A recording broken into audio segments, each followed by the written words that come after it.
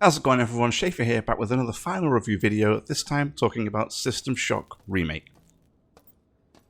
For those of you who don't know, the System Shock Remake was released on the 30th of May and is a first-person immersive sim where you fight your way through a mutant, cyborg-infested station run by a corrupt AI named Shodan, whose end goal is to turn Earth's populace into the same mutant cyborgs.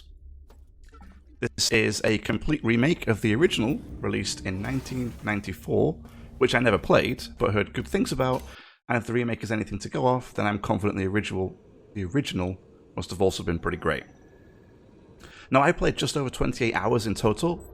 I had every difficulty setting set to max, except the option which forces you to play the entire game within a limited time frame of 10 hours, and overall it was pretty tough.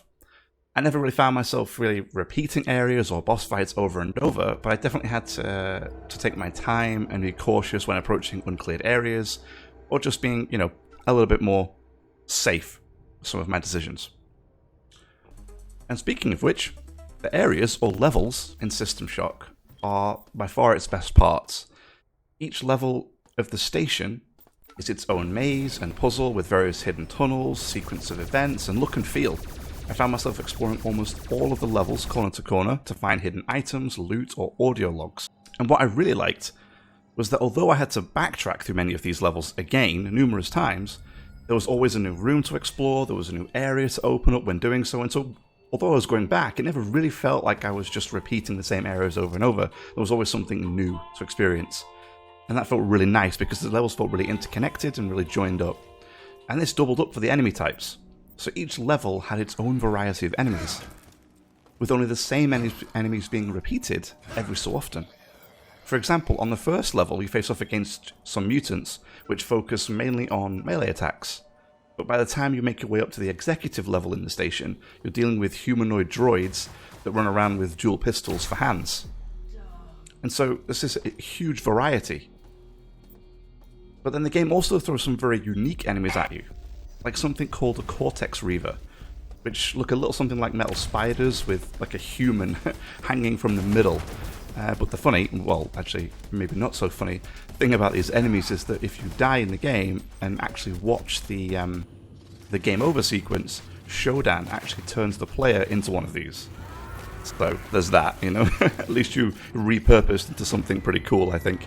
And then obviously to deal with all of these enemies is the huge variety of guns at your disposal. So there's anything from like shotguns all the way up to an accelerator railgun, which, yes, is as good as it sounds, and all of which can serve a different purpose or provide different damage types for taking out specific enemies. So for example, the Magpulse weapon deals a large amount of damage to robots, whereas the railgun deals heavy damage to armored enemies, so like the Cortex Reavers for example.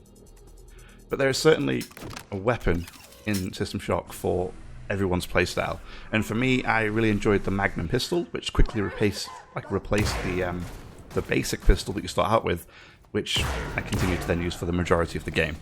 There's also an upgrade system, so you can find and purchase upgrades throughout the game, and you can add those upgrades to your weapons, extra damage, larger mag sizes, or more energy efficient, because some of the weapons use energy, and so upgrading them can make those weapons a lot more energy efficient. And then there's the story itself. It is, well, pretty simplistic. There's no other way to put it. It's a rogue AI gone wild, turning everything it can get its hands on into a mutant or a cyborg. And honestly, that's okay. It was interesting enough, I was engaged, and I wanted to see it through to the end. Shodan herself, the big bad, if you will, she was voice acted very well, she was given plenty of personality, and you wanted to get to the end of the story to find out what happens and maybe what she's up to or what she's really planning. And talking about the voice acting, I was very pleasantly surprised to find that every audio log in the game was voice acted, and the voice acting was good.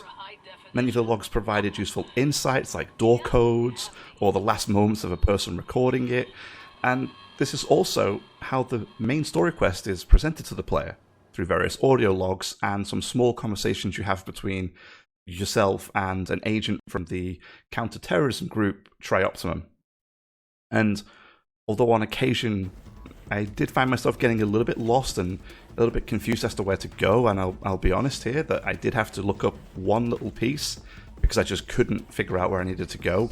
And other than that, though, I figured out most of it myself, and I found myself enjoying the challenge of doing that, of discovering where I needed to go and what piece needed to go in what place and how it all fit together. And that was, you know, traversing across multiple levels to make sure that all those levers were pulled, or all those keys were inputted. And it was nice. It was nice not to have a mini-map with a big circle saying, go this way now, go this way now. And yeah, I liked that. I thought it was a nice touch and something you don't see anymore in modern games. And then to go along with a lot of these pieces that you have to kind of figure out and put together yourself, there's some little nice touches all over the place. There is, for example, a door that you can't get through in one of the levels, and it needs a retina scanner to scan through the door to get in. And earlier on in the game, I'd found this poor person's head on the floor, essentially. And it was named, it had been like a specific name when you looked at it. And I just thought, you know what, I may need that in the future. So I kind of just grabbed it and held onto it. And I held onto it for the majority of the game, not even having any idea if I would need to use it or not.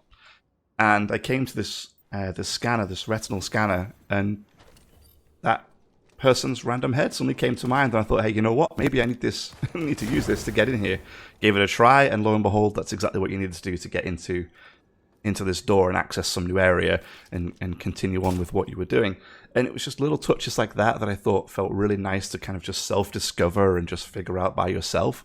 There were also some hidden areas. There were these things called scullies that you could find on each level, and you can obviously go in.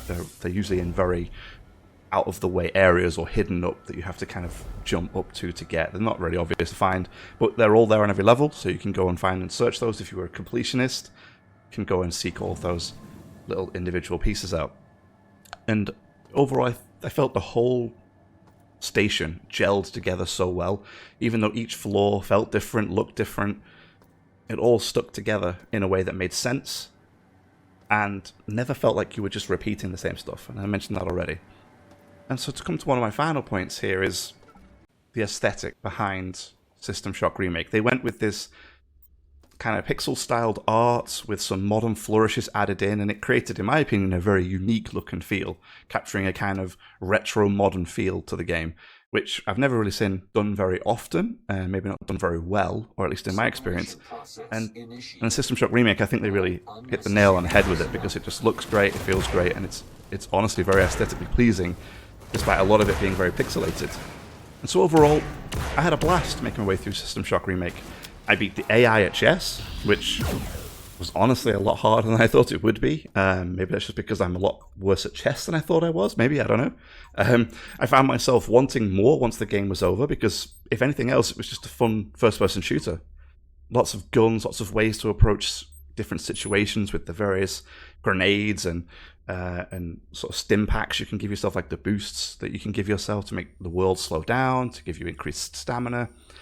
And for me, it's one of these games that any immersive sim fan will definitely find themselves having a good time, and they will enjoy this. And obviously anybody that's played the original System Shocks, I would definitely recommend picking up the remake here and having a go at it. And hey, maybe in the future I'll have to have a look at playing System Shock 2. We'll see how it goes. And so that's it. I hope you got something out of this review. If you did, leave a like, really helps me out. Subscribe for more, and I'll see you in the next one.